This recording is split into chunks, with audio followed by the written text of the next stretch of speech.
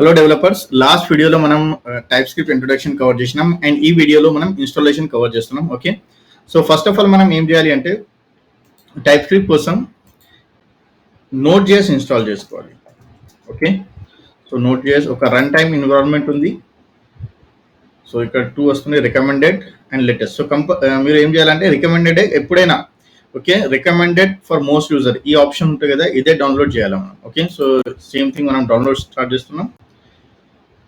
Save, okay, save it anywhere. Okay, so డౌన్లోడ్లో save చేస్తున్నాను.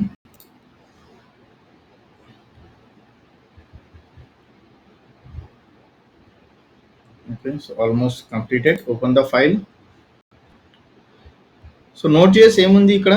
So అదే ఇది రన్ టైమ్ ఎన్విరాన్మెంట్ ఉంది. మనకు టైప్ స్క్రిప్ట్ రన్ చేయాలా, ఒకవేళ మనం react, main stock, Mann stock, angular ఇట్లాంటి అప్లికేషన్స్లో మనం జావా స్క్రిప్ట్ అంటే అడ్వాన్స్ జావా స్క్రిప్ట్ అంటే టైప్ స్క్రిప్ట్ కోడ్ మనం రాయాలంటే మనకు ఒక రన్ టైమ్ ఎన్విరాన్మెంట్ కావాలి. ఎందుకంటే జావా స్క్రిప్ట్లో అంత పవర్స్ లేవు. సో దానికోసమే మనం టైప్ స్క్రిప్ట్ ఇంట్రొడ్యూస్ చేసినాం. సో టైప్ స్క్రిప్ట్ మనం కోడ్ రన్ చేయాలంటే మనం ఈ సాఫ్ట్వేర్ ఇన్స్టాల్ చేసుకోవాలి. ఓకే, ఇట్లా మనం ఫర్ ఎగ్జాంపుల్ మనం పైథాన్ కోడ్ రాయాలంటే పైథాన్ సాఫ్ట్వేర్స్ ఇన్స్టాల్ చేస్తాం, జావా కోడ్ రాయాలంటే జావా కోడ్, సేమ్ ఇట్లాంటి మనకు టైప్ స్క్రిప్ట్ రాయాలి, అడ్వాన్స్ జావా స్క్రిప్ట్ కోడ్ మనం react, angular, main stock, Mann స్టాక్లో మనం రన్ చేయాలంటే మన కోడ్ జావా స్క్రిప్ట్ కోడ్ అంటే ఈ పర్టికులర్ సెటప్ మనం ఇన్స్టాల్ చేసుకోవాలి Node.js. Okay, so simple setups ఉంది, జస్ట్ నెక్స్ట్ క్లిక్ చేసుకోవాలి మనం.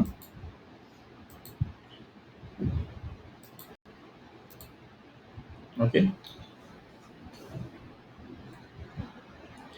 నేను ఏది కూడా స్టెప్ పాజ్ చేస్తలే. ఒకవేళ మీరు ఫార్వర్డ్ చేసుకోవాలంటే ఫార్వర్డ్ చేసుకోండి.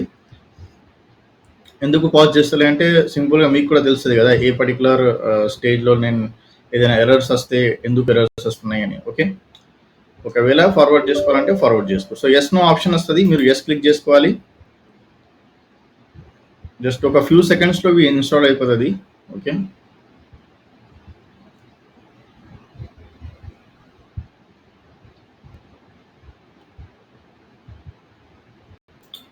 అప్పటిదాకా నేను మనం డాక్యుమెంటేషన్ కూడా స్టార్ట్ చేసుకుంటాం.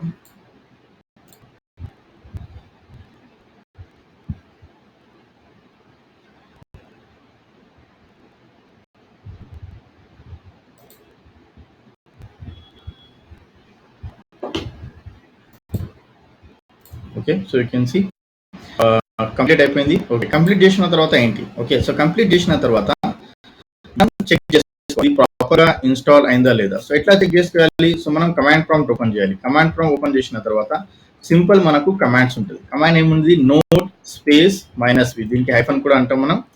సో సింపుల్గా కమాండ్ ప్రాంప్ట్ ఓపెన్ చేయండి. కమాండ్ ప్రాంప్ట్ ఓపెన్ చేసిన తర్వాత ఈ కమాండ్ రన్ చేయండి. ఓకే, నోడ్ -v ఎంటర్ చేసిన తర్వాత ఇక్కడ కంపల్సరీ మనకు ఏదైనా వర్జన్స్ రావాలి. ఓకే, మనం ఏదైనా వర్జన్స్, సో ఇప్పుడు మనం ఏ వర్జన్ ఇన్స్టాల్ చేసినాం? 20. ఒకవేళ ఫర్ ఎగ్జాంపుల్ మీరు ఈ వీడియో 3 months తర్వాత చూసుకున్నారు, 6 months, 1 year తర్వాత, సో ఇక్కడ వర్జన్స్ చేంజ్ అయితేనే ఉంటాయి. ఓకే, సో మీరు ఏదైనా ఇక్కడ వర్జన్ డౌన్లోడ్ చేస్తే అదే వర్జన్ మనం ఈ కమాండ్ ఎంటర్ చేస్తే ఈ వర్జన్ చూపిస్తే మన నోడ్ ఇన్స్టాల్ అయిపోయింది సక్సెస్ఫుల్గా.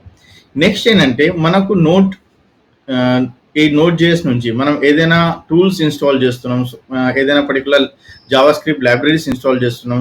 సో దానికోసం మనకు ఏంటి, ఒక ప్యాకేజ్ మేనేజర్ ఉంటుంది. ఓకే, సో ప్యాకేజెస్ అంటే మల్టిపుల్ లైబ్రరీస్, మల్టిపుల్ మాడ్యూల్స్ ఒక ఫోల్డర్లో ఉంటుంది, దానికి మనం ప్యాకేజ్ అంటాం.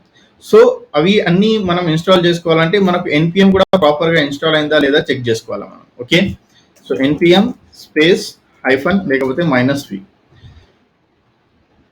ఎంటర్ చేస్తే మనకు సింపుల్గా ఇక్కడ వర్జన్ చూపిస్తుంది. సో ఇది వర్జన్ కూడా వస్తే మనకు ఇది ఓకే, ప్రాపర్గా మనకు నోడ్ ఇన్స్టాల్ అయిపోయింది, ప్రాపర్గా మనకు ఓకే npm కూడా ఇన్స్టాల్ అయిపోయింది. నెక్స్ట్ ఏంటి?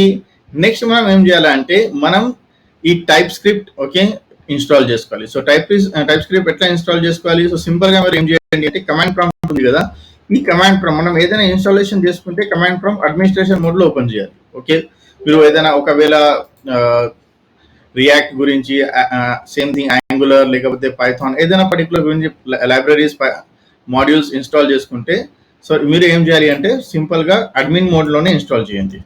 ఓకే, సో నెక్స్ట్ ఏంటంటే ఇక్కడ మనకు సింపుల్ గా కమాండ్ ఉంది. కమాండ్ ఏముంది, npm install space -g type script.